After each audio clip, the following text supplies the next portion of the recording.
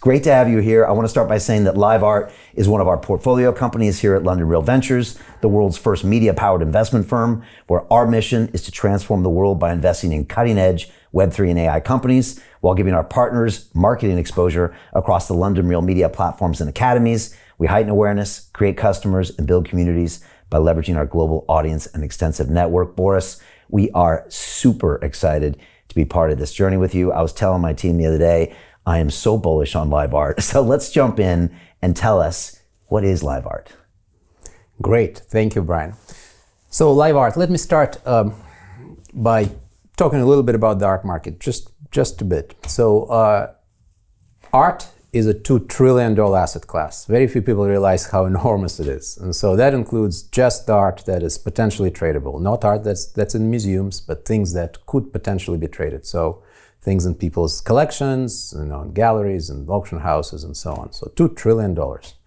So what LiveArt is doing, what our mission in life is to migrate this enormous asset class to blockchain. So that's it. It's not a huge story, right? But in the process of doing it, this is where it gets even better, bring the next billion users to Web3. Because we think that art is this wedge, is this vehicle, it's a social phenomenon that everybody can relate to and that can really drive this adoption of Web3 that all of us in the crypto universe and the crypto community are striving for. You just said art is a social phenomenon. That's a really fascinating way of thinking about it. And again, you've worked deep in the art industry. That's what I think makes you super unique, because there's a lot of people in Web3 that are trying to do this, but they don't have the background you have. A social phenomenon, can you tell me what that means? Because I think when people think of art, sometimes they think of something that they don't have access to. They think of the auctions at Christie's, and the dinosaur thing recently went for $70 million, and they think, oh, that's those people, but I maybe don't do that. But it's not really that, because everybody has a relationship with art, right? For sure. And I think that especially in Web3, that is becoming more and more true. And so things that we love in Web3 and sometimes make fun of, and sometimes invest in. So like, for instance, memes, meme coins, meme art, just collecting memes, making fun of memes, enjoying memes, that's art. Hey, I know investing in crypto is scary. It takes a real leap of faith because there are so many scams, rug pulls, and bad actors out there. It's a dangerous business, which is why 95% of people lose all their money.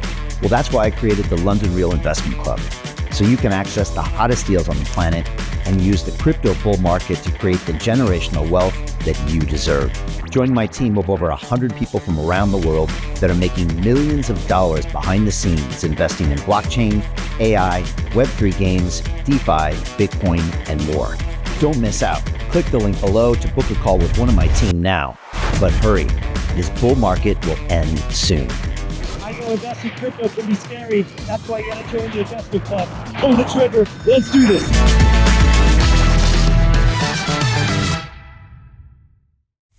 Right?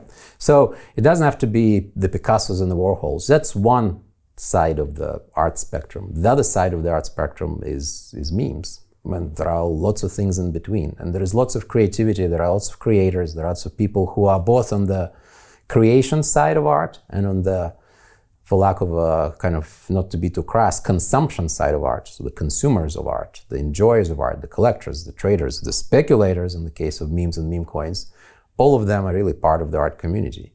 And I think that an underappreciated phenomenon that is happening right now is that there is a whole, like outside of what we would call the legacy art world, there is a whole new art world that is being born. And that art world is powered by Web3, by blockchain.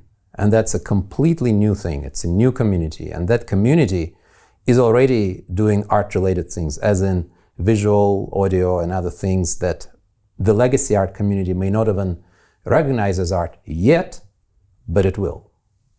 Let's talk about that, because on your Twitter feed, there's a picture of you and Beeple. Now, Beeple is this, I guess he's a digital artist who became very famous by selling, I think at the time was the most expensive NFT, which was his 5,000 days, or a digital artifact of, I think, 5,000 of his creations. Is that more of what you mean by that new world, or does he kind of bridge the two? He bridges the two. I think he's one of those, there are those watershed figures in art history, I guess in any history, but in art history.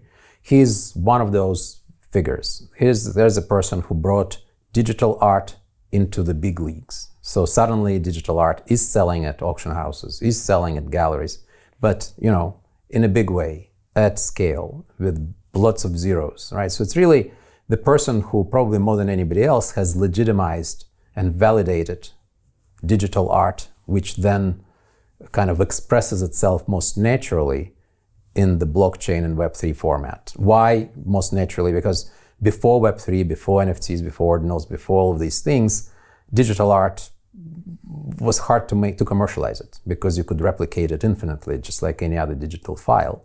And it's blockchain basically that gave art the ability, digital art, the ability to become a legitimate is the wrong word, an equal art form with all of the other art forms that are out there. To continue watching the rest of the episode for free, visit our website londonreal.tv or click the link in the description below.